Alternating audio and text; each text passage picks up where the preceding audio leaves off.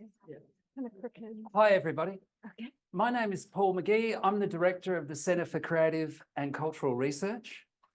I want to start by acknowledging that we're here on Ngunnawal country, that Ngunnawal people have been looking after the land on which this university is sited for tens of thousands of years and doing an extraordinary job of passing on this beautiful land to us. So I'm going to introduce Laura Crehuet Berman. Laura is a visiting Fulbright Scholar here at the University of Canberra. Laura creates images inspired by the natural world that layer time, space, form, and colour together. She's exhibited in over 150 exhibitions in art galleries and museums internationally, and her prints are widely collected. Laura's work has been featured in the books Colour Theory, A Critical Introduction, Contemporary American Printmakers, Printmaking, and Printmaking at the Edge. She works with numerous fine print and commercial publishers, and her work is represented by the Leedy Contemporary Art Gallery in Kansas City, the Longview Gallery in Washington, DC, the Olson-Larsen Gallery in Des Moines, and Uprise Art in New York City. Laura is a professor at the Kansas City Art Institute, where she's taught printmaking since 2002. Please join me in welcoming her to talk to us today. Thank you. Hi, everybody. Welcome. There is a hands-on activity on this table in the middle of the room. So if you're so inclined, I would love for you to grab a couple different marker colors and one of the circles of paper and color one in, or two. There's plenty. I'll demonstrate. Yeah, thanks, Paul. So, paper, markers. You won't interrupt me. come up I'll and just grab. talk and you guys can move about. Oh, go ahead and. And there's some books that you can use to rest on. Perfect. Thank you. So thanks for everyone for being here today. It's an honor to have your company.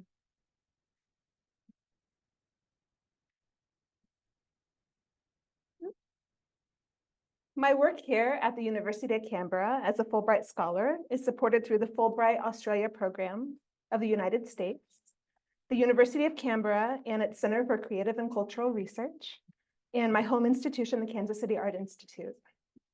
So thank you especially to Katie Hain, Paul McGee, and the CCCP colleagues of ours who've hosted me well so far this semester. So before I get to my main topic, I have to first mention that the CCCR logo and its tie to the Futura House. This is an image that found me decades ago, years and years ago. Yes, in 2002, I was part of an impromptu group of artists that carved pumpkins for a little exhibition. And as you can see, I not only carved an uncannily resemblant UC Futura House into my pumpkin, I spray painted it yellow as well. There is an alien inside. Obviously, this is me in the future. I'm here now, and I am waving hi to you all, and my life is now full circle.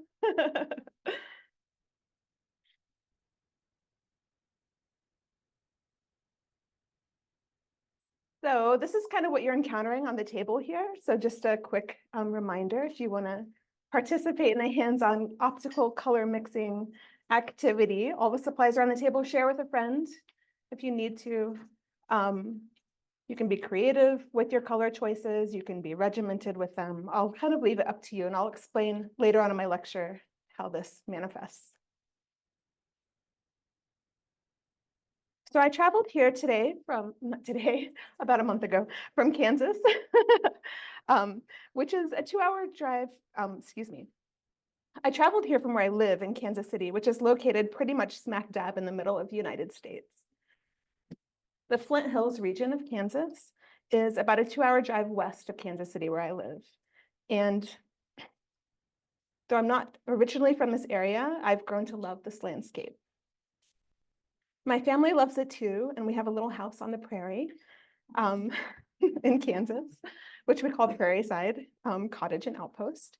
And for the past 10 years, we've actually run a creative retreat and artists and writers residency out of this house, hosting over 25 artists and writers.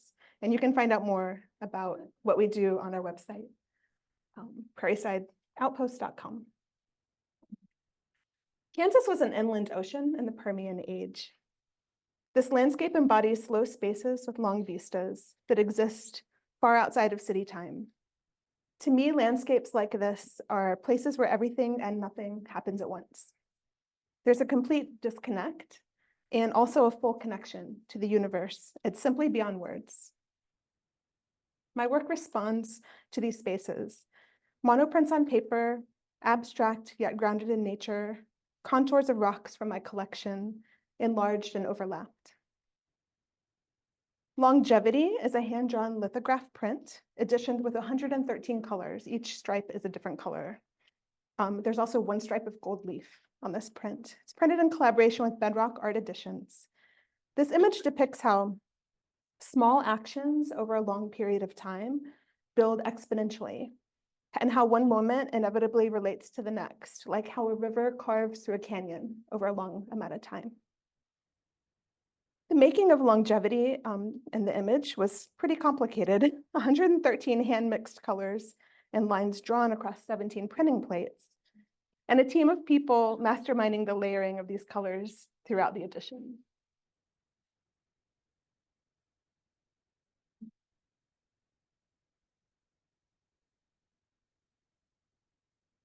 So this is a short video from my studio that kind of highlights the process of how I make prints by hand. So it's a very tactile, hands-on way of making. I often work with an assistant. Paper is cotton soaked, so it's very pliable and flexible. And every color that you see is a layer of the printing process, hand applied, layer by layer, color by color. And it takes time.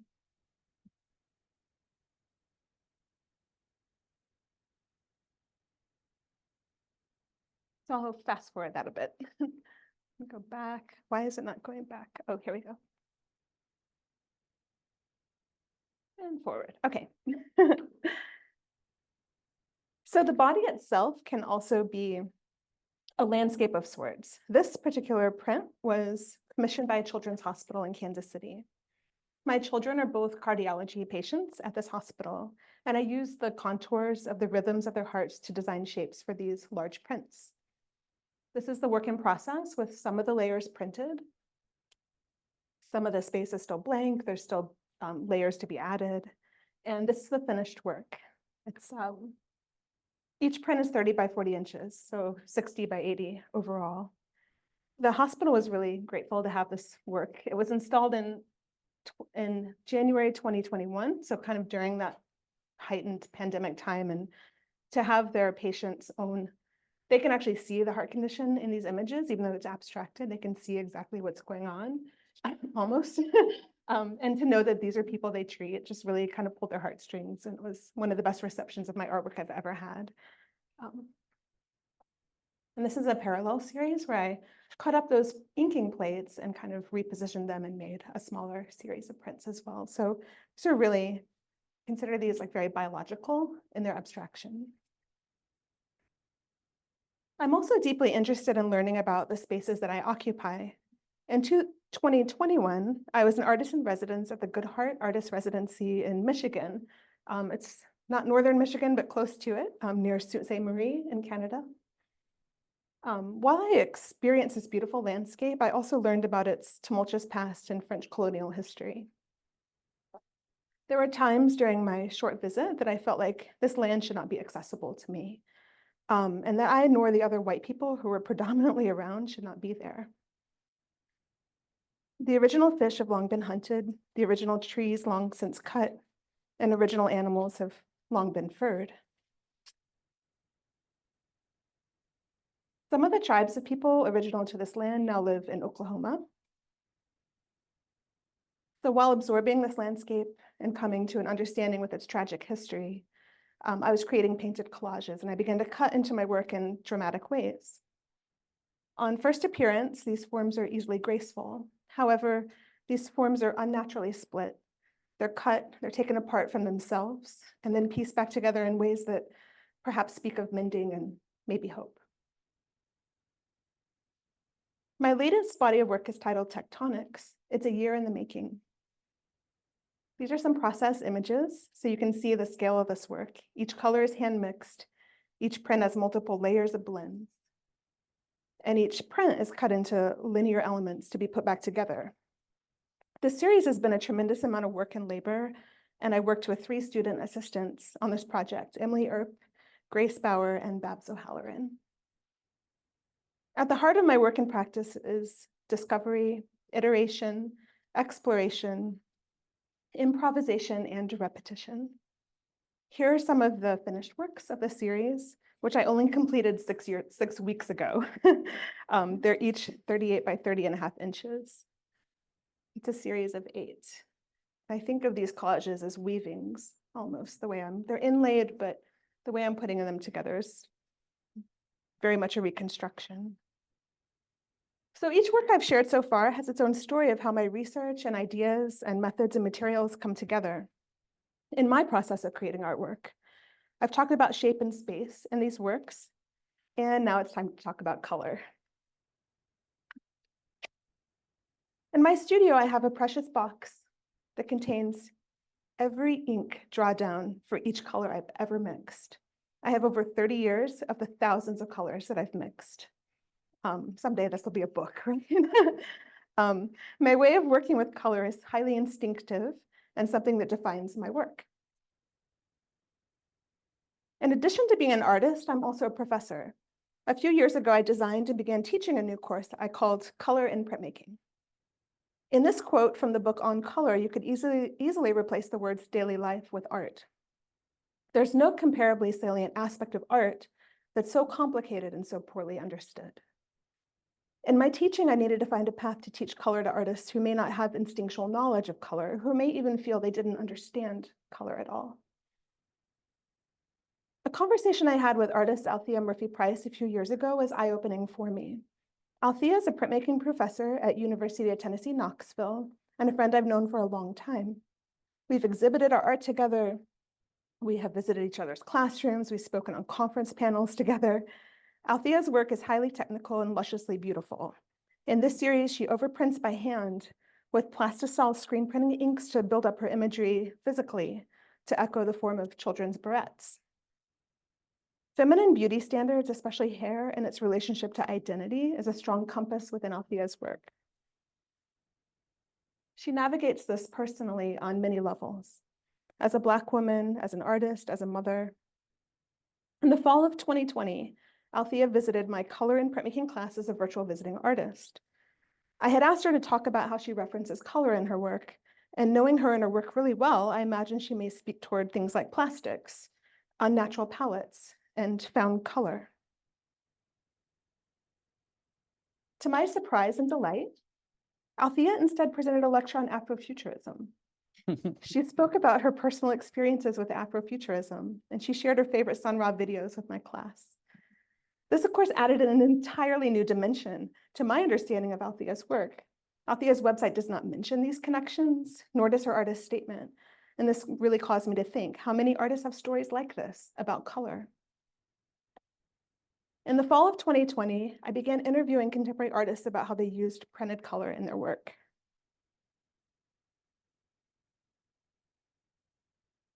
I've interviewed over 80 contemporary artists who use both color and printmaking in their work, and the website that I published to archive these conversations to date has hosted over 12,000 unique visitors. I began reflections on color and printmaking as a way to connect these specific ideas within my field and to expand my own research on color and print, while archiving and highlighting the ideas and work made by a diverse group of artists. These conversations have deepened my own research on printed color, and I'm now working on writing a book on how these topics converge. This is the focus of my research work here at the University of Canberra and also at the National Gallery of Art. I'll share with you today some of the questions I'm looking into. Please keep in mind that my work is currently in progress, and so you may not hear all the answers to these questions from me today. How does the organization of visual matter affect how we see? How do materials and techniques define the visual landscape? What makes printed color different than other color in visual culture?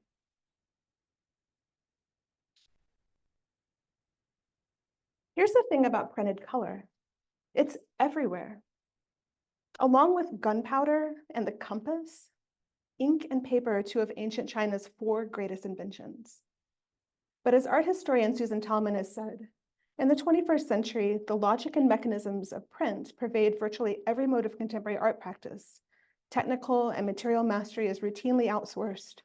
Artist-instigated models are executed through the skills of a range of fabricators and the invention of mechanical devices. The intercession of templates, mediation, and repetition is so pervasive, we don't even notice it. So based on the diagram and theoretical structure defining sculpture in the expanded field by Rosalind Krauss in 1979, Tallman has anchored her own diagram for printmaking in the expanded field around the duality of context and fragment. These are pivoting on Krauss's and Tallman's ideas regarding both sculpture and painting and reproducible qualities of art, which also apply to any media. Printed money illustrates these ideas really well. Each printed dollar represents a portion or fragment of something larger, which is understood in a variety of contexts of exchange and value. The actual materiality and process of how a printed dollar comes into existence as an object is something that we may take for granted. So, I believe the history of prints is the most important thing ever. Well, because it touches on absolutely everything, and we can show it today more than ever because it touches on social history and cultural history and visual information and various ways of delivering maps, ideas, books, images, how we spin the political view of someone with an image that could be circulated far more effectively than even what can be done today, because there was no Fox News to bend or tweak. There was no NPR to bend or tweak. It was what a person got, and maybe they weren't even people who could read, but they saw an image of something. It would definitely have an impact on how they perceived it. And, you know, the more of a certain kind of image you present, the more you can steer thinking.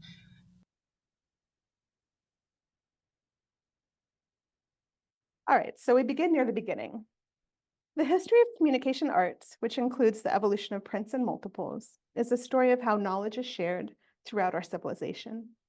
In the 1430s, German goldsmith Johann Gutenberg standardized the printing process in Europe. This started a chain reaction evolution of technology, research, discovery, and shared learning throughout the modern world. Gutenberg is widely credited for, quote, unlocking the modern age. However, the Europeans did not invent printing itself, or printing presses, or the printing of multiples. Similar technology was already in use in China and Korea. Woodblock printing in China dates back to the Tang Dynasty, 618 to 906 AD. And Korean bookmakers were printing with movable metal type hundreds of years before Gutenberg. Haesina Temple at Gaya Mountain in South Korea is a World Heritage Site. Adjoining this temple are storage halls of 80,000 hand-carved wood blocks made between 1237 to 1248, which preserve in full the Tripitaka Koreana, a complete copy of these Buddhist scriptures. The Diamond Sutra, a Buddhist text, is the world's oldest printed book that's dated. It was created on May 11th, 868, and found in a holy area called Caves of 1,000 Buddhas in present-day Gansu in northwest China. Money and playing cards have been printed since as early as the 9th century in China. In early woodblock printing, only the key image or the black line image was printed, usually in black, with any additional colors being hand applied or painted onto the print. This earliest history of color printing is something I'm currently researching. One early reference to color printing was written by Cennino Cennini around 1400 in his book El Libro dell'Arte. In this book, Cennini outlines painting ingredients and methods and techniques of the times, including a short chapter on printing woodcut patterns in color onto leather and cloth, And toward the end of these instructions, Cennini writes, "Speaking generally, according as the grounds are, you can find variations of these colorings, lighter or darker, which to your fancy, it seems you can put together, and one thing will teach you another, both by practice and by the knowledge given by your intelligence. The reason that every art is in its nature ingenious and pleasing." In this passage, Cennini neatly summarizes how printing works from the artist's perspective, and that there's much to be actively learned while making prints. We'll revisit this idea in more modern language later. The main Psalter is perhaps the first 3-color printed book. Jigsaw, I put a question mark there, we don't know, but so this book uses jigsaw typefaces that are inked separately and then placed back together for printing. So it's one pass through the press with separate sort of jigsaw plates put together. This book has actually been studied in great detail to verify that its colors were actually printed and not painted.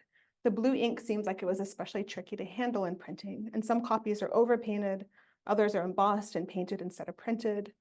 And then on the right is an example of a book from 1497 to 1504 that was printed using color woodcuts from 2 blocks, movable type, and metal strips, which was pretty complex for its time.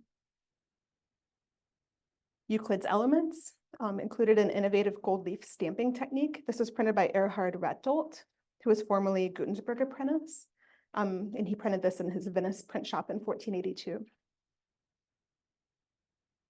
With book printing, representational images that were true to life were the goal. However, a standardized way to print color proved elusive for many centuries. As explained by Ed Stinchman, rather than a narrative of stop-and-go advancement, the early history of color printmaking is characterized by a steady stream of dead-end experiments, independent reinventions of forgotten innovations, and ad hoc technical variants. A la Poupée and chiaroscuro printing and chromolithography were the color printing methods with the most standing. In the Edo period in Japan, ukiyo-e printing utilized red, green, and black to produce 3-color woodcut prints. Ukiyo-e prints are created through a hand printing process, which, while not having the advantage of mechanization to print large quantities, provided the artist opportunities to explore color blending and layering in ways that the Western printing methods could not accomplish. This is really nerdy, but I'll point out on the left image of the mother figure and child, that drapery that's kind of behind the mother's head has a blend color in it, which could have really only been done by hand at this point in history and time. So it was rolled and applied by hand, that blend.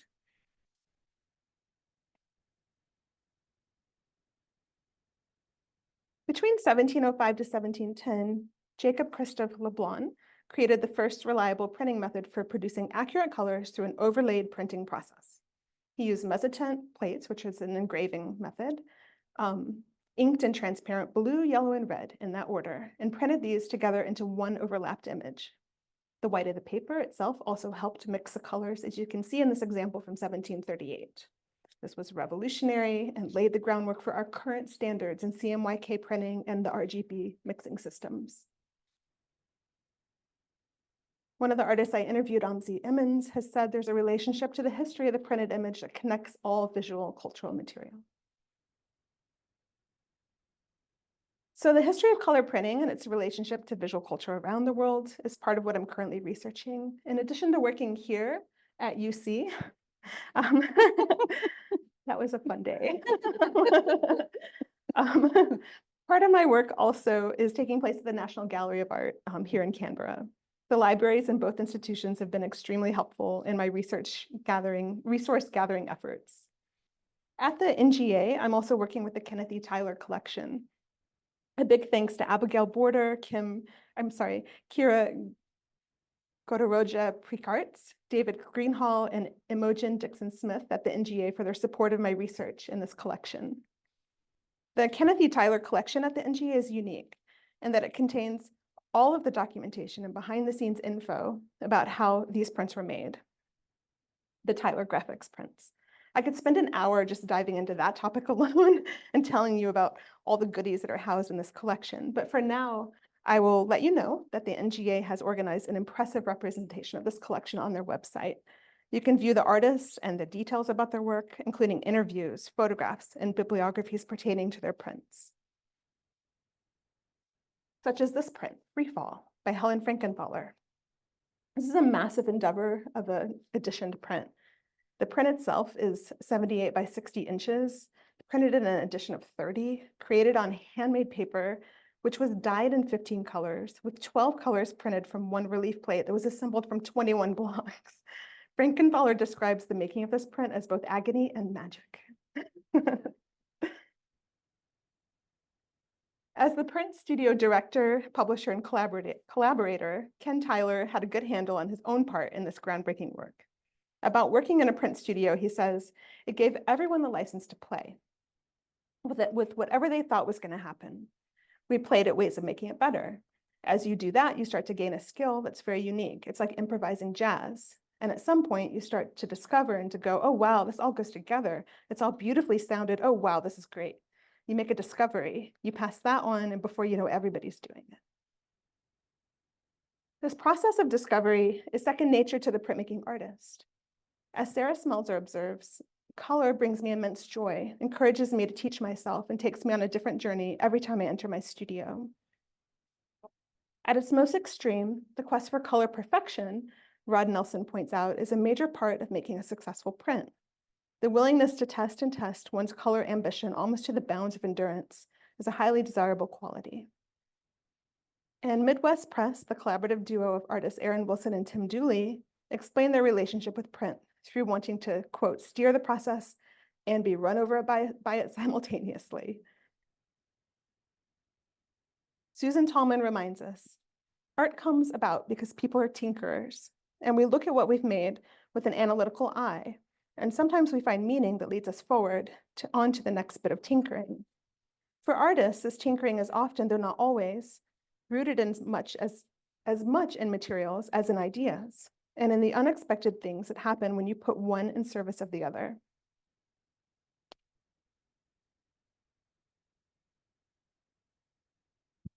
All right. Making prints are memes, like prove me wrong. But anyway, making prints involves a unique combination of materials, process-led practice, and an openness to projected outcomes. So what you see is not always what you get in printmaking. And it's true, within the process of planning a print, one actually must think in both backwards and also inside-out terms. So here's where the artist comes into the work. Engraving is a drawing system from its tools to its line work. Dry point has a physical syntax between the artist's hand, body, and the printing plate. And similarly, woodcut and relief printing have a physical on-off system related to the carving and removal of material. An artist could spend a whole lifetime studying any of these complexities and intricacies of these techniques. There's a unique balance in making prints between the author and the material. This often affects how color is engaged with in printmaking as well. As I've already described, technique itself can sometimes overwhelm artistry. It's good to keep in mind the big picture, though, and why we seek out the experience of art. As Einstein reflects, it would be possible to express everything scientifically, but it would make no sense. It would be description without meaning, as if you described a Beethoven symphony as a variation in wave pressure. Kenneth Tyler offers one solution to this dilemma as he speaks about the sensibility and importance of the hand itself at the forefront of the work. Keeping the hand involved was essential to what I was doing. Artist Karen Kook blends her ink with her fingertips when making her work. So her art, these are all contemporary artists that I've interviewed. They're alive, but her artwork very much nods right back to ukiyo-e and the tradition of Japanese printmaking. Karen says, she describes this meticulous way of working as an event of the ink layering, of the evolutionary time and stages as colors get printed that reveal the image developing. Karen says, nothing else can match this way of working for me. Nick Satinover points out that printing demands active attention while making. Since printing ink is used as a thin film, it requires you to think about the ground you're putting your next color onto. And David Lopez embraces this, saying, with printmaking, you may not know the direction you want to give your work until you see it. Each step in the printing process can be tweaked or reassessed as the print is made. Andrew DeCane enjoys that the print process offers specific moments where he might change his mind or commit to an initial instinct about a color. And instead of choosing from cans of pre-mixed ink color, Sam Hodge harvests the color in her work directly from the earth. Starting to take an interest in the materiality of pigments has brought color into my work. And that's the thing about printing with color. There's a non-ignorable materiality to color itself in the printing process. Anne Burton describes this unique quality as color that has depth and flatness at the same time. The color can be inside of the paper, but also create the illusion of real space. In her Mellon lecture series about printmaking, Jennifer L. Roberts addresses color in print media through its properties of separation. She describes color as disjointed and material and arbitrary, both to form and through physical layered separations. The physicality of printed color evokes, quote, an integrated aggregate of color pieces. A color print is an image made out of stratified and imperfectly laminated color rubble. I just love that word. Roberts also identifies a risk structure in color printmaking, which some of the artists that I've shared have also discussed, meaning that technically all layers in color printing combine together, making each individual layer or color a risky part of the overall structure of the built image.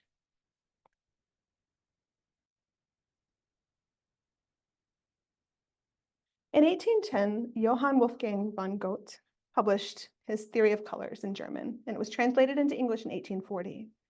Goethe's theories, or Goethe, is that how you say Goethe? Thank you, thanks, babe. Goethe's theories focus on the form of color and color perception. In other words, how phenomena in color are perceived. Though scientific study has moved on from the specifics of these theories, their contribution to how color is studied in creative context remains of much value. Directly inspired by Goethe's color wheel and its relationship to how we perceive color in the mind, the optical color mixer tops were created by Ludwig Hirschfeld Mack as a teaching tool for the color course he taught at the Bauhaus, and also in his teaching career here in Australia at the Geelong Grammar School in Victoria. It should come as no surprise to us that Hirschfeld Mack was a printmaker, and he was directing the Bauhaus print studio when he designed these color mixing tools. The perceptual marriage of color, sight, and form are on full display when you spin these color wheels. So you guys all get to make one today if you want. There's a table there, feel free to play. Yeah. You can do this today, right now, with the supplies I provided. You may need to share a spinner with your neighbor. One fun and also educational way to engage with these color optical mixing tools is to see how well you can mix a color and match it within the different template areas. Of course, you have to spin it to find out. Did I make orange? Sort of. Printers and printmakers have devised systems to help with this, though, including process color systems like CMYK, cyan, magenta, yellow, black. We all know that from our desktop printers at this point, which is related to the work of Leblanc in the 1700s with his three-color mezzotin, and also halftone printing, which is a slightly newer invention. Some form of photo screens were in use almost as early as the invention of photography itself, and Frederick Ives patented the first truly successful method for commercial printing with the halftone method in 1881. The halftone is a binary structure of image making, in which the image and its colors are taken apart and then resolved through a physical language of dot forms. Up close, you can see how abstract this structure really is. Our eye is what puts the halftone images together. The process of making and printing color halftone lithography prints has been in use since the 1880s. You see and are surrounded by prints made in this way every day, all the time.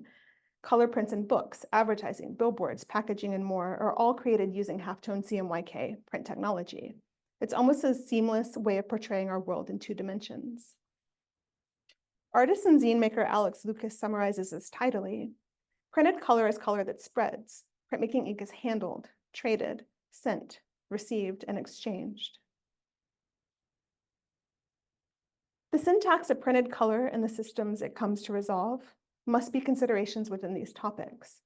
As William M. Ivins pointed out in his 1952 book, Prints and Visual Communications, there may well be consequence to the language of visual graphics we so often take for granted.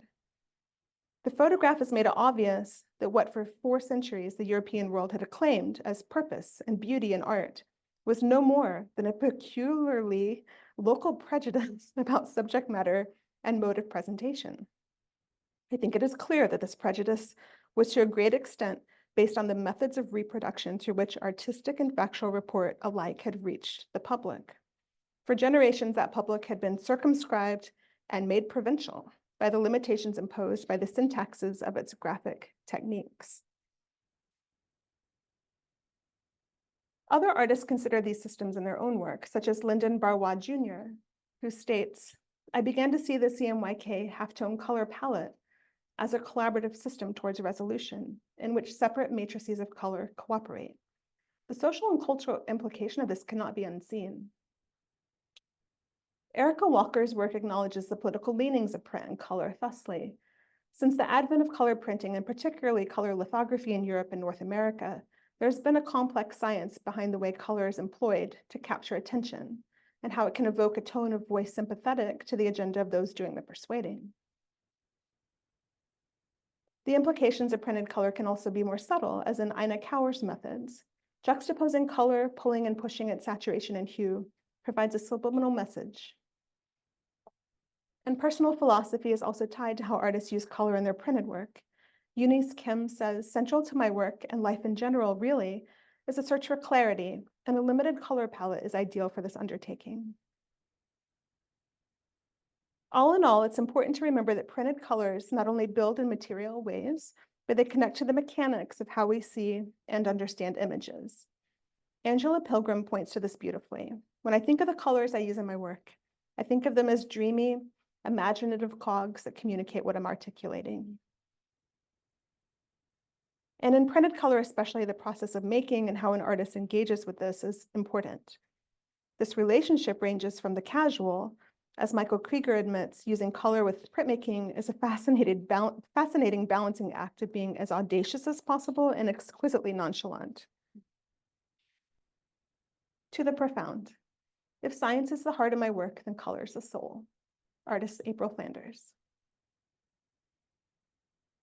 In summary, the interdisciplinary aspects of my research on color and printmaking have underscored what I know as printmaking's balancing act toward both science and art, or logic and magic, or systems in play. Color is the place where our brain and the universe meet. Thank you all, and you can find more about my work at these links.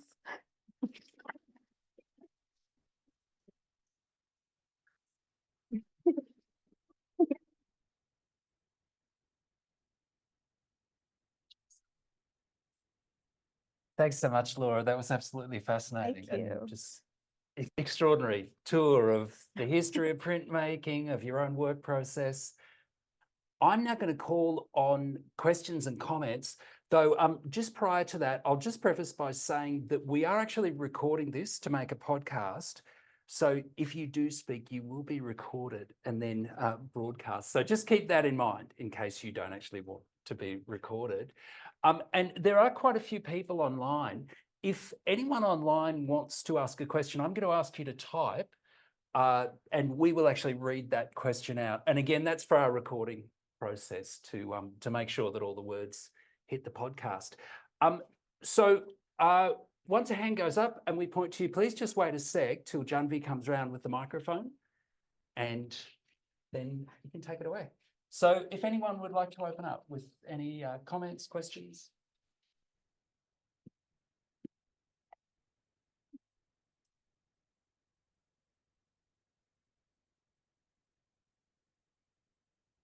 Thank you. What's your favorite color? The question is, what is my favorite color? I do have an answer for this. It's the ocean. That's a color, right?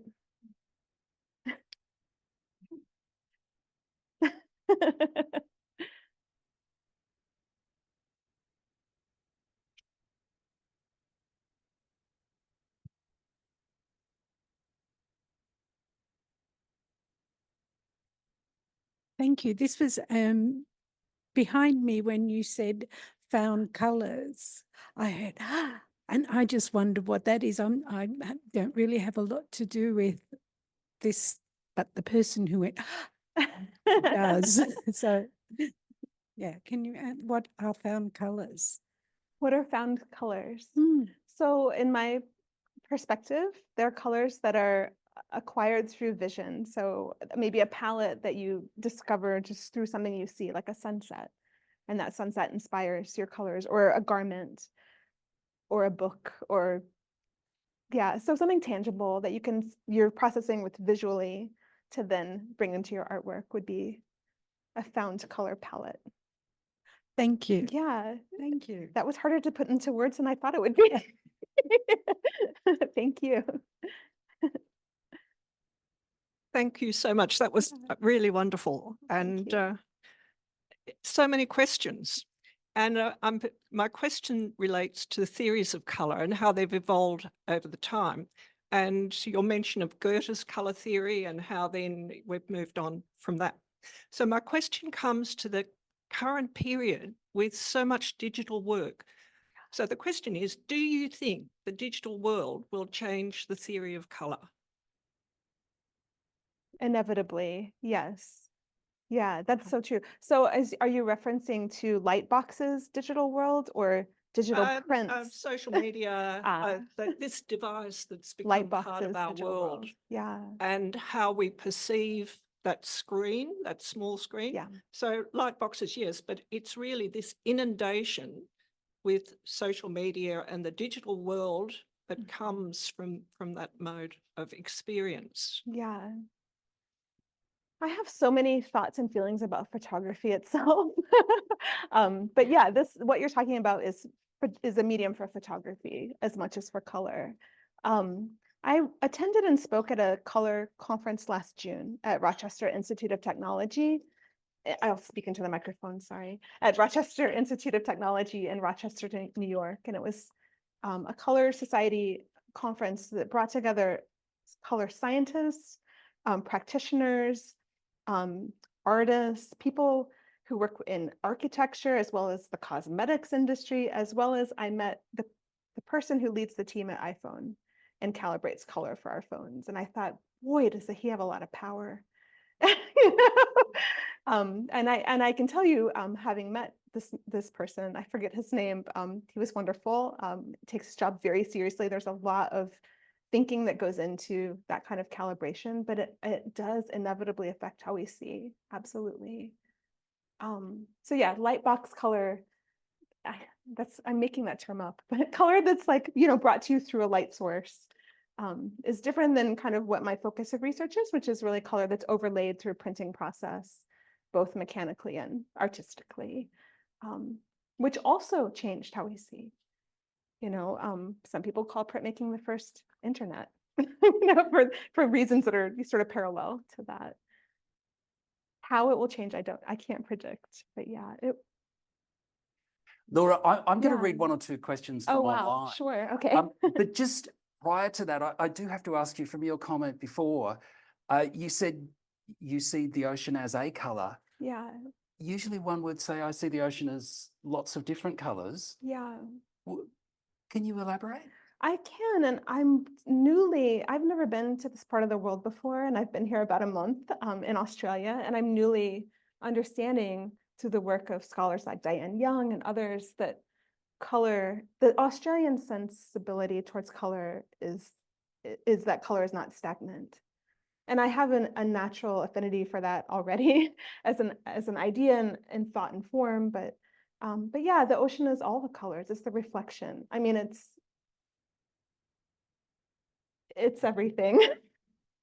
Every color is my favorite color. Shorthand for every color is my favorite color. Thank you. Yeah. Fabulous. Now I can see there's some more people in the room with questions, but I'll just read the questions online first. And the first one is from Lila. How did you get involved in this field? Sure. So I've always been an artist. Most artists can say the same. But in terms of printmaking itself, I came to learn how to make prints in college when I took a sculpture class and wildly failed at sculpture. Although in that class, there was one project where we did enameled paint on metal. We had to hand forge a piece of steel. Mine looked like a battered ashtray. It was terrible. But I painted for hours on this piece of steel and put it in the kiln and painted more layers and put it in the kiln and painted more layers and put it in the kiln and did a warm color palette on one side and a cool color palette on the other side. And once we had the critique for this project, my sculpture teacher said, well, I don't want to talk about this form at all, whatever, but how did you make these colors? You know? So it sort of dawned on me by doing the wrong thing where I needed to be. And, you know, that was back in the printmaking studio. That's me as a maker. As a researcher and scholar in the field of studying color and printmaking, it's really through my teaching that I've wanted to expand how I think about these things. Great. And there's a second question from Anita. Can you speak to the symbolism in your colors, especially regarding objects you find, like stones? How do your colors unfold within your projects? Do you add or subtract as you work in a series? Yeah, absolutely. So I have worked with more natural found palettes, which have been informed, and you can see on my website, some of my older work, so maybe 15 years ago, had more sort of earthy palettes that were almost directly referencing the stones that I was working with. The work that I made in Michigan that I shared with you, definitely, I think that palette definitely is reflected, that weathered, you know, time-worn kind of muted colors. Those are not the colors, those are painted colors. So to me, paint and ink act very differently. They are very different mediums. So it kind of depends on the medium I'm working with, as well as kind of where my feelings are in the work I'm making. In terms of symbolism and process, I love how the questions are like typed out here for me. It's so handy.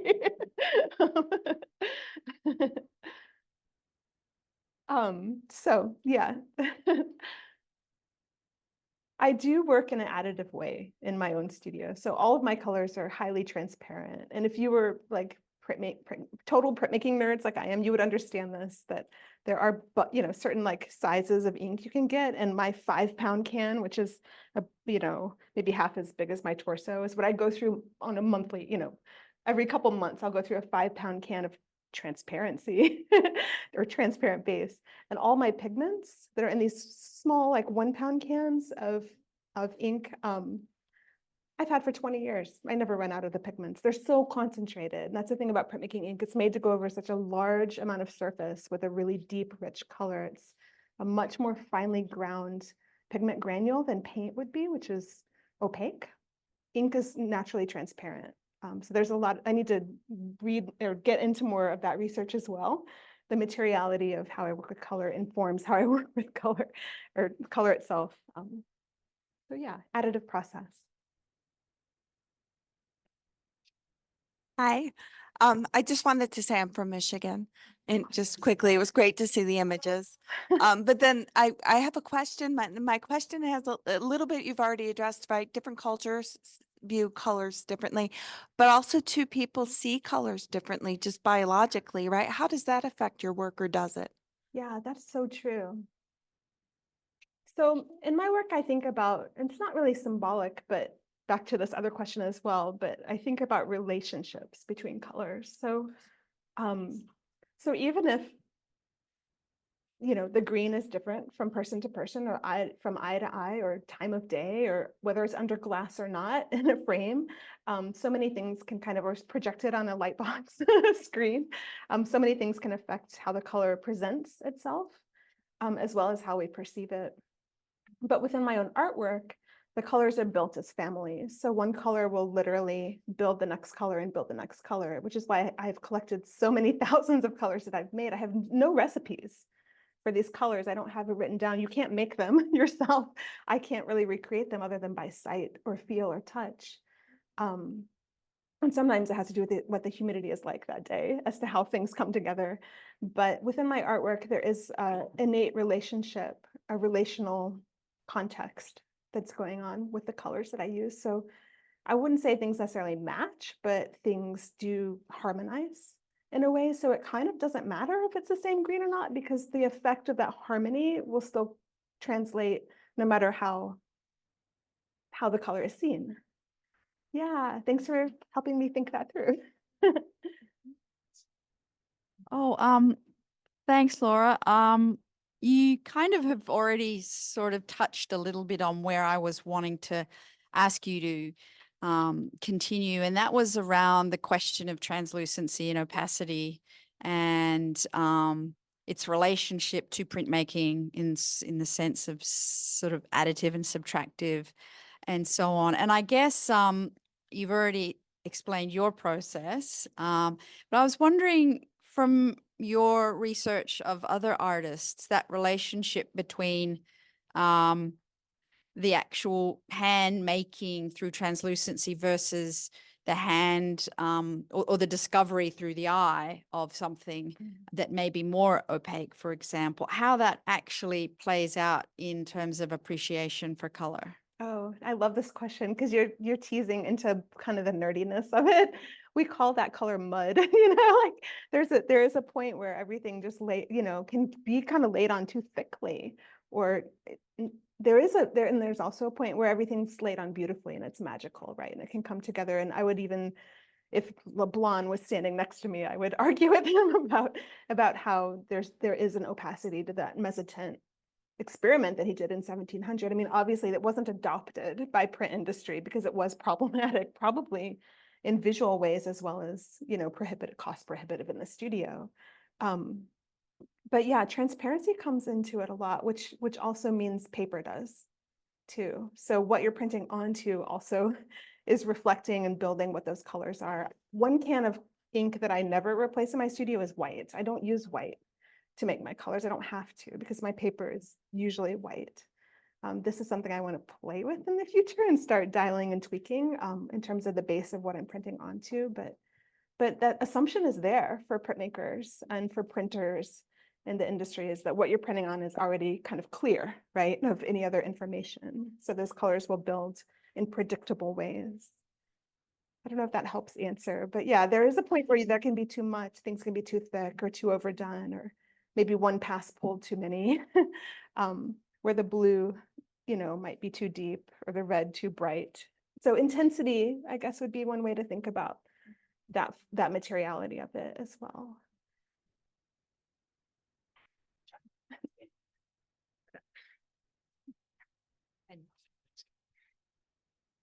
I'll leave and sit down. Thanks, Laura. That was really interesting. I was wondering how, or if you found that the way Australians approached colour was wildly different to how it's seen in America. You kind of alluded it to your comment about the ocean and the colour of the ocean. And I know, when at the beginning, when you had that picture of the kind of landscape around Kansas, it reminded me of, hills in England or something, not what the American view you'd normally see. So I wonder if you could comment on the kind of feeling or the view of colour that Australians you might have seen while you've been here. Yeah, I really appreciate that question. I'm learning. And that, I mean, Kansas is near, the amber waves of grain. Like that's sort of, that's probably Nebraska, would you say? Yeah, yeah, which is one state north of us. So yeah, there is an epitomal part of the American landscape that does look like England, perhaps, or rolling farmland. The Tallgrass National Prairie Preserve is in the Flint Hills of Kansas, which is the largest contiguous acreage of prairie that was undeveloped, unchanged, right, throughout history. So there is a national park dedicated to prairie that's near that photo that I showed as well.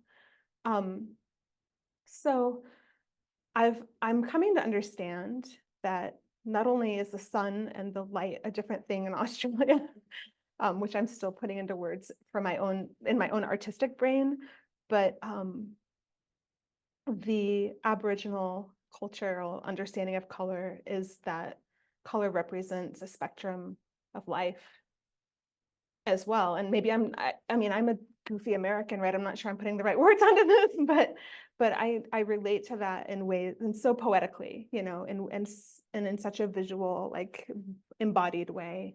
I didn't even know there were words for that kind of relationship with color. And to think about depicting one thing or one representation of an idea, but to put it in its full spectrum of life through a color story, that just fascinates me. And that to me is it's not an American way of thinking about color, to my knowledge, right? I'm still learning. Hopefully that helps answer. Yeah, great. We're going to have time for one more question. And I see that there's a question online from Tina. Thank you, Laura. Your talk has been very insightful. I'm interested to gain some further insight into your personal associations with color.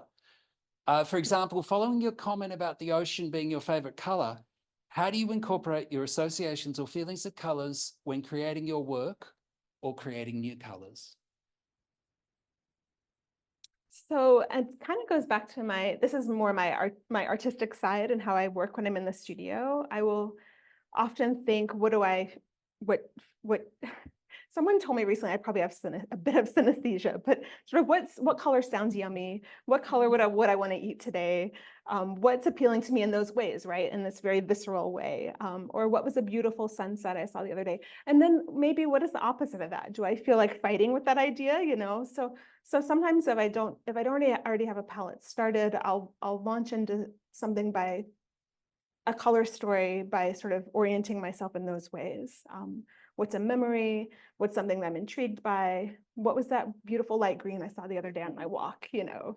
And then what would go with that, or what would fight it, or what, you know, how do I contrast with that? So in my work, color stories are built through that, creating families of color, but also stories, I guess, of how these colors interact. And it might not always be in friendly ways. Usually it is, but that could also get boring. So, you know, there's a contrast, there's a push and pull as well. And maybe that's through intensity, like some are soft and light. And I've made work where I describe it as hard and soft, you know, that's sort of like this idea of duality comes into how I work with both shape and color and composition often. I really appreciate this question.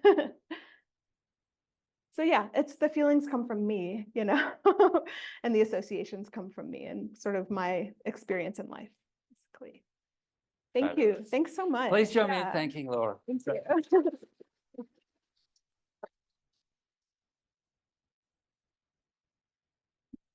And while you're all here, I'll just give advance notice. We have another seminar in this room this time next Thursday. It'll be Professor Marcia Schenk, who is talking on the topic of the right to research. And it's about her work with refugee oral historians from various camps in the global south. It'll be totally fascinating. Everybody's welcome from 12:30 to 1:30 next Thursday.